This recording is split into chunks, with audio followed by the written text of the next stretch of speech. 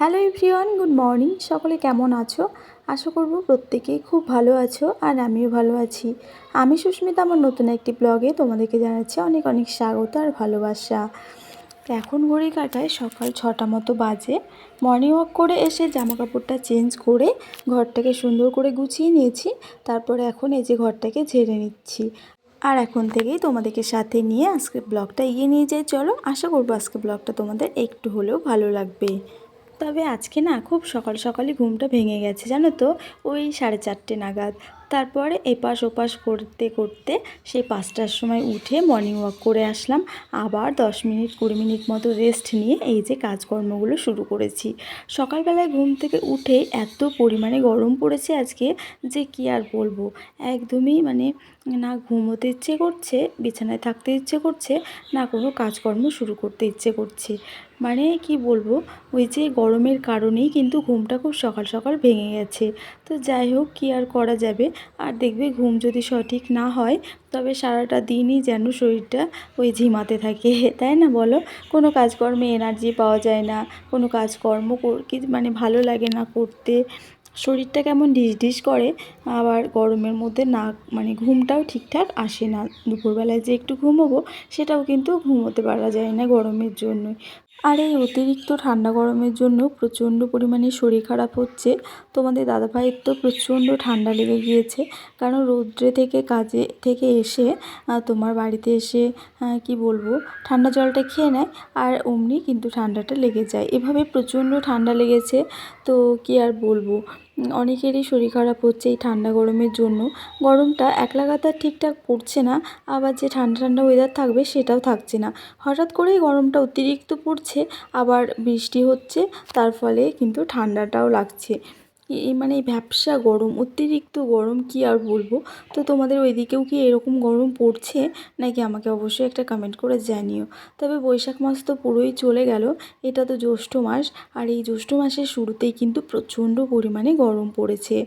প্রত্যেকবারই এই মাসটা প্রচণ্ড গরমই পড়ে, যার কারণ আম কাঁঠাল লিচু সমস্ত কিছু পাকে, আর প্রচণ্ড কিন্তু গরমও পড়ে।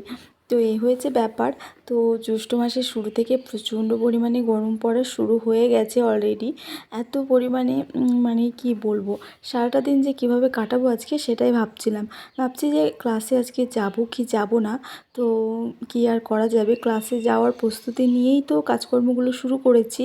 তো দেখা যাক, অতিরিক্ত গরমে আবার নাও যেতে পারি। কারণ আমি যদি একা যেতাম তাহলে কোনো অসুবিধা ছিল না, মাম্মামকে সঙ্গে নিয়ে যাই। তো বাইরে প্রচণ্ড এমনিতেই গরম, আর এই গরমের মধ্যে যতটা বাইরে না বেরোনো যায় ততটাই ভালো। কিন্তু যেহেতু আমাকে ক্লাসে যেতে হয়, তো সেই কারণে যেতেই হবে। তো সাথে মাম্মামও থাকে, তো সেই কারণে একটু চিন্তা ভাবনা করে আর কি বাইরে বেরোতে হয়। তো বাসি কাজকর্মগুলো কমপ্লিট করে একেবারে উঠে স্নানটাকে কমপ্লিট করে নিয়েছি। স্নান সেরে উঠে আগেই যে রান্নাটাকে করে নিচ্ছি। রান্না আমার ওইদিকে ভাত হয়ে গেছে, করব হচ্ছে মসুর ডাল, ডালটাও সেদ্ধ হয়ে গেছে। আর করেছি পটল আর ভেন্ডি দিয়ে ভাজা। আর তো ভাজাটা বসিয়েছি দেখতেই পেলে। আর এর মধ্যেই তোমাদের দাদাভাই আসলো বাজার থেকে, মাছ নিয়ে চলে এসেছে। এই যে দেখো, ডাল সেদ্ধ হয়ে গেছে। তো চা খেয়ে এখন এই যে তোমাদের দাদাভাই ডাল আর ভাজা দিয়ে ভাত খেয়ে বেরিয়ে গেল। এবার আমি মাছের তরকারিটা রান্না করব। তো তোমাদের দাদাভাই বলল যে থাক, আজকে যেতে হবে না, এত পরিমাণে গরম পড়েছে। তো এমনিতেই ধরো মাঝে মধ্যে যাচ্ছি না, প্রচণ্ড কি বলবো, ক্লাস অফ যাচ্ছে আমার। তো শেষের দিকে গিয়ে অফ করাটা ঠিক হবে না। তো দেখা যাক কী হয়, কতটা। তো এখন মাছটাকে পরিষ্কার করে যে ধুয়ে নুন হলুদটা মাখিয়ে নিয়ে এখন মাছের তরকারিটা করব। আর ডাল হচ্ছে ফোড়ন দিয়ে নিয়েছি, আর ডাল হয়ে গেছে, ভাজা হয়ে গেছে। ব্যাস, এই হবে আজকে রান্না বান্না। আর এই গরমে না সত্যি কথা বলতে কিছুই খেতে ইচ্ছে করছে না। জল আর জল, জল খেয়ে যেন পেটই ভরে না। তো এই হয়েছে ব্যাপার। তো এই যে অল্প করে মাছ আনা হয়েছে, কাতলা মাছ। এটা একদম হালকা পাতলা করে একটু ঝোল করব। আর ডাল যেহেতু করেছি অল্প করে, তো ঝোলটা করব।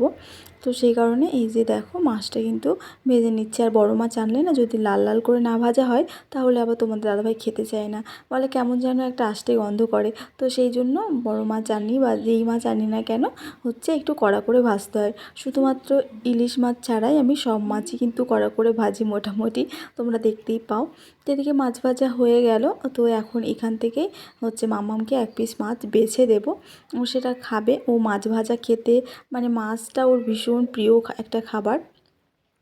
মাছ ভাজা বলো বা মাছের ঝোল বলো, মানে ডাল ভাতের সঙ্গে যদি এক পিস ভাজা মাছ হয় তাহলে ও মানে পেট ভরে ভাতটা খেয়ে নেবে অন্যান্য সবজির থেকে। বা চিকেন বলো, চিকেন একটু হালকা পাতলা করে ঝোল করে দিলে বা কষা এক পিস মাংস পেলো ডালের সঙ্গে, ব্যাস তাহলে ওর হয়ে গেল ভাত। মানে কোনো ঝামেলা থাকে না তখন আর। তো সবসময় তো আর পসিবল হয় না রান্না করা মাছ মাংস প্রত্যেক দিন। তো সেক্ষেত্রে সবজিও তো রান্না করতে হবে, আর প্রতিদিন মাছ মাংস খাওয়াটাও ঠিক নয়। তো যাই হোক, কী আর করা যাবে। আর আমাদের মতো সাধারণ মধ্যবিত্ত ঘরে তো ডেলি মাছ মাংস মানে করাটা সত্যিই খুব কষ্টকর। তো যাই হোক, আজকে প্রায় অনেক দিন পরই আজকে মাছ হলো আমাদের বাড়িতে। যার কারণটা হচ্ছে অন্য একটা কারণ রয়েছে। তো যাই হোক, আজকে মামামের এত পরিমাণে বায়না হয়েছিল যে ওর বাবা হচ্ছে নিয়ে আসলো। এমনিতেই সকালে আমি সময় পাচ্ছি না রান্না করার, সে কারণে মাছ খাওয়া তো কমেই গেছে।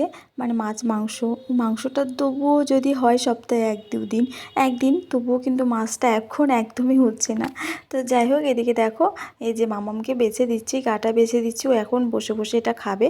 তারপরে হচ্ছে ওকে স্নান করিয়ে দেবো। আর এখানে না ও বসে বসে এই যে খেলা করছে। তো যাই হোক, মাছ ভাজাটা খেয়ে নে, আর এদিকে আমার রান্নাটা হয়ে যাক, তাহলেই হচ্ছে আমার কমপ্লিট হবে। তারপরে ওকে স্নান টান করিয়ে নিয়ে বেরোবো, যাবো হচ্ছে ক্লাসে। এখন খুব একটা সময় হয়নি, ওই তোমার 10টা মতো বাজেনি, মানে 10টা এখনও বাজেনি, 9:30 মতো বাজতে যায়।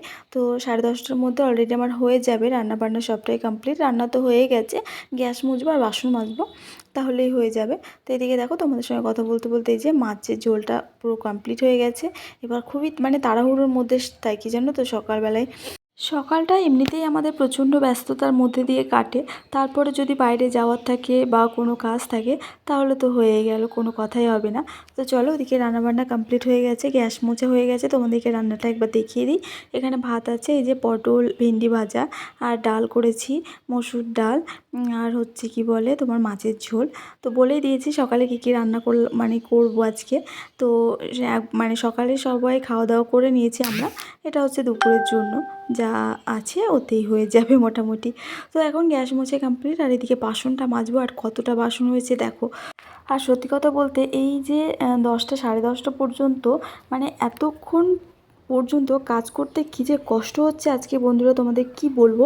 এত পরিমাণে আজকে গরম পড়েছে। সকালে স্নান করেছি, মনেই হচ্ছে না যে স্নান করেছি।